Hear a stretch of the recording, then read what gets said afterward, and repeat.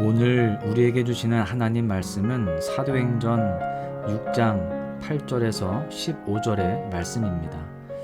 스데반이 은혜와 권능이 충만하여 큰 기사와 표적을 민간에 행하니 이른바 자유민들 즉 구레네인, 알렉산드리아인, 길리기아와 아시아에서 온 사람들의 회당에서 어떤 자들이 일어나 스데반과 더불어 논쟁할세 스데반이 지혜와 성령으로 말함을 그들이 능히 당하지 못하여 사람들이 매수하여 말하게 하되 이 사람이 모세와 하나님을 모독하는 말을 하는 것을 우리가 들었노라 하게 하고 백성과 장로와 서기관들을 충동시켜 와서 잡아가지고 공회에 이르러 거짓 증인들을 세우니 이르되 이 사람이 이 거룩한 곳과 율법을 거슬러 말하기를 마지 아니하는도다. 그의 말에 이 나사렛 예수가 이곳을 헐고 또 모세가 우리에게 전하여 준 규례를 고치겠다 함을 우리가 들었노라 하거늘 공회 중에 앉은 사람들이 다 스데반을 주목하여 보니 그 얼굴이 천사의 얼굴과 같더라. 아멘. 얼굴에서 얼은 영혼, 정신을 의미합니다. 갑자기 큰 상처나 아픔을 당하면 사람이 멍해지죠. 그때 우리가 흔히 하는 말이 얼빠진 사람 같다라고 합니다. 또한 제정신이 아닌 말을 하거나 행동을 할 때도 얼빠진 사람이라고 이야기하죠. 그리고 얼굴에서 굴은 통로, 거하는 곳을 말합니다. 즉 영혼이 거하는 곳, 영혼의 통로가 바로 얼굴이란 의미인 것이죠. 그렇다면 얼굴에는 몇 개의 굴이 있을까요? 7개가 있습니다. 눈에 2개, 코에 2개, 귀에 2개, 입에 1개이죠. 각 굴마다 그 사람을 표현하는 얼이 담겨져 있는 것입니다. 미국에서 배심원들을 상대로 실험을 했다고 합니다.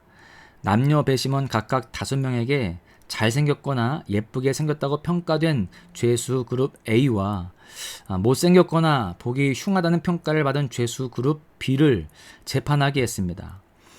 A그룹에 부과된 벌금은 평균 5,041달러였고 B그룹은 10만 52달러였다라고 합니다. 무려 20배 차이가 나는 겁니다. 물론 배심원 중 누구도 외모를 고려했다라고 말하지는 않았습니다. 그런데 이런 차이가 있었던 것이죠. 이와 같이 외모와 겉으로 풍기는 인상이 얼마나 영향을 미치고 있는가를 보여주고 있습니다. 그래서 요즘 유행하는 말들이 있습니다. 꽃미남, 얼짱, 자연미인, 쌩얼, 훈남. 이런 얼굴과 관련된 신조어들이 이 시대의 세태를 반영하는 겁니다. 얼굴의 모습이 사람을 구별하는 단순한 의미를 넘어서서 개인을 표현하는 힘과 능력으로 바뀌고 있는 것입니다. 그러나 여기서 우리가 꼭 기억해야 할 것이 있습니다. 얼굴을 성형하고 외모를 아무리 아름답게 꾸며도 중요한 것은 그 사람을 통해서 풍겨나는 인격인 겁니다. 외모는 좀 부족해도 그 사람을 통해서 드러나는 인품이 탁월하면 모든 사람이 존경하고 따르게 되어 있습니다. 따라서 좋은 얼굴, 좋은 표정, 좋은 인상을 풍기는 것이 중요합니다. 결국 얼굴의 모습은 내면의 상태를 보여주는 거울입니다. 얼굴은 우리의 영혼이 거하는 집이기에 내 영혼이 고요하고 평안하면 내 표정 역시 좋은 인상으로 드러나게 됩니다. 얼굴을 보면 그 사람의 인격을 볼 수 있는 것이죠. 오늘 본문에 우리들이 반드시 배워야 할 표정 관리의 대가가 등장합니다. 이 인물은 단순히 표정 관리가 아닌 삶으로 우리들이 어떤 모습으로 어떤 얼굴로 살아야 될 것인가를 보여준 인물이라고 할 수 있습니다. 면류관이라는 의미를 가진 이름의 스데반 집사입니다. 본문 15절 말씀해 보시면 공회 중에 앉은 사람들이 다 스데반을 주목하여 보니 그 얼굴이 천사의 얼굴과 같더라. 아멘. 스데반의 얼굴은 천사의 얼굴과 같았다라고 인정을 받습니다. 물론 우리들이 천사의 얼굴을 본 적이 없기 때문에 어떤 모습인지 정확히 알 수는 없습니다. 천사의 얼굴은 잘생긴 얼짱일까요? 사실 연예인들을 보고 미남 혹은 잘생겼다 또는 미인 예쁘다 라고 할지는 몰라도 천사의 얼굴이라고 하지는 않습니다. 천사의 얼굴은 마음의 고요함과 평안함에서 나오는 기쁨의 얼굴, 평화스러운 얼굴이라고 할 수 있습니다. 다른 사람에게 평안을 주고 기쁨을 주고 소망을 주는 얼굴이 있죠. 오늘 스데반이 바로 이 천사의 얼굴을 가진 주인공이라고 할 수 있습니다.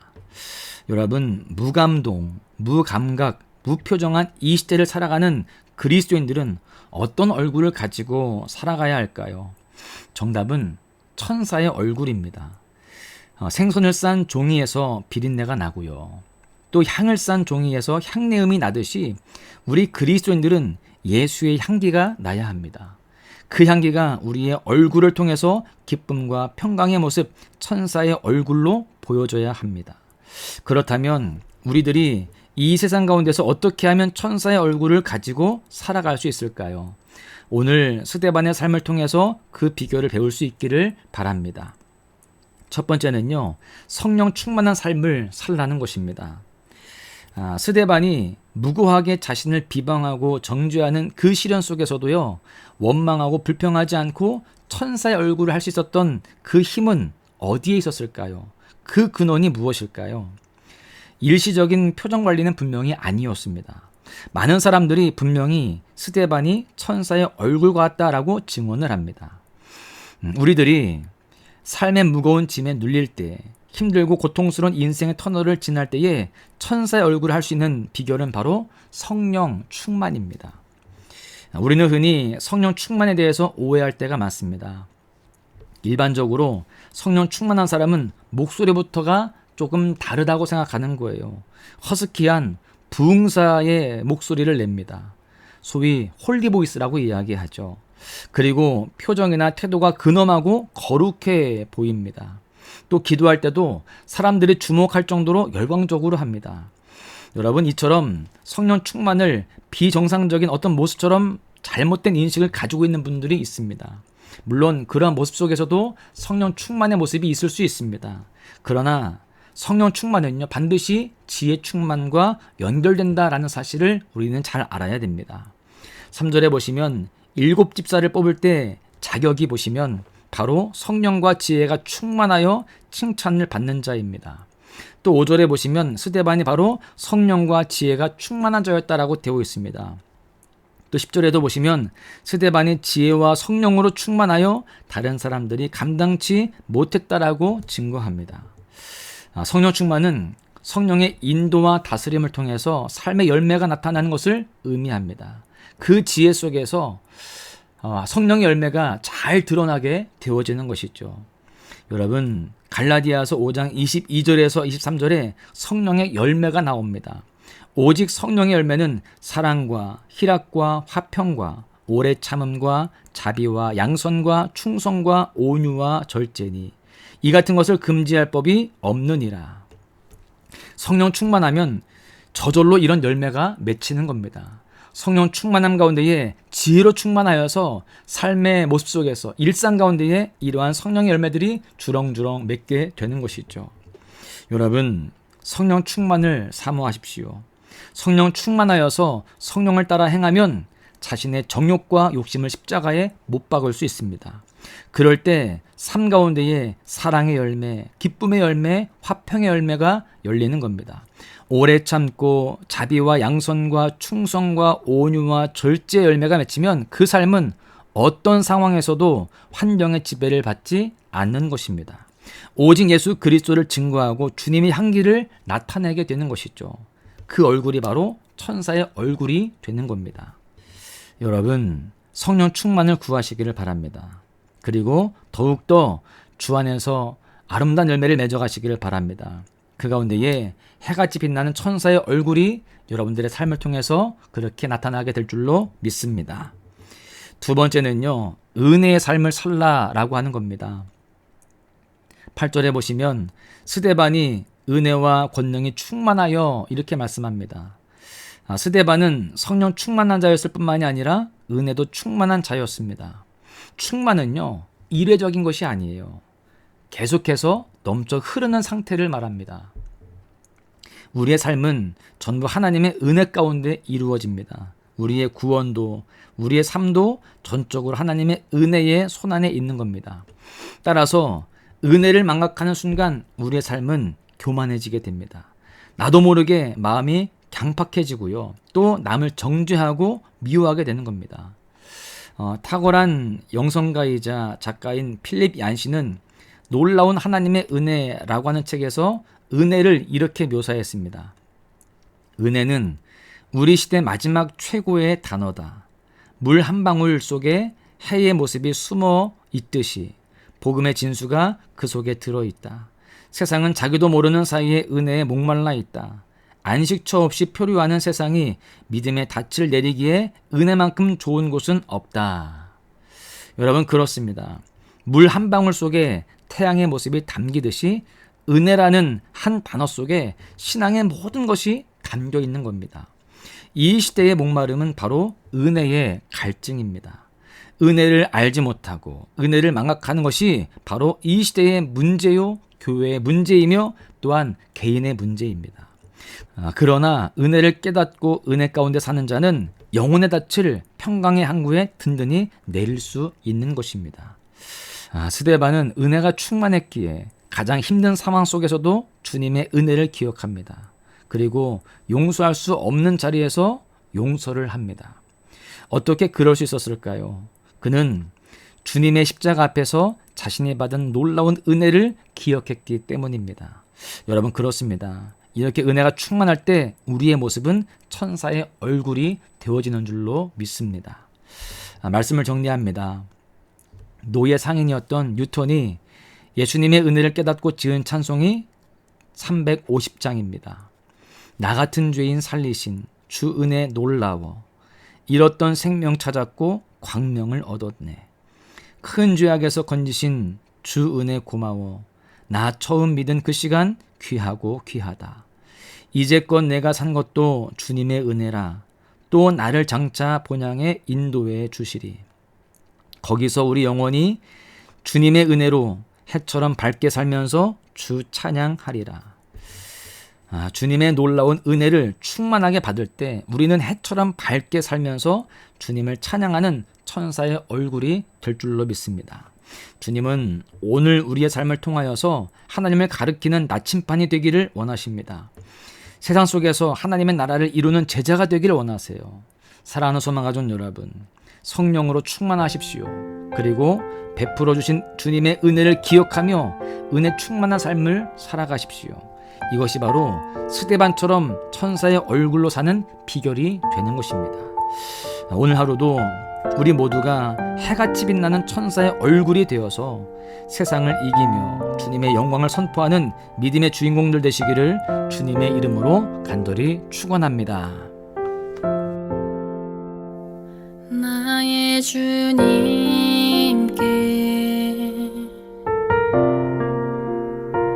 찬양 드리며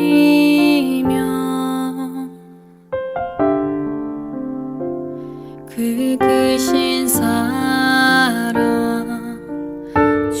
주임제 감사해. 어둠 속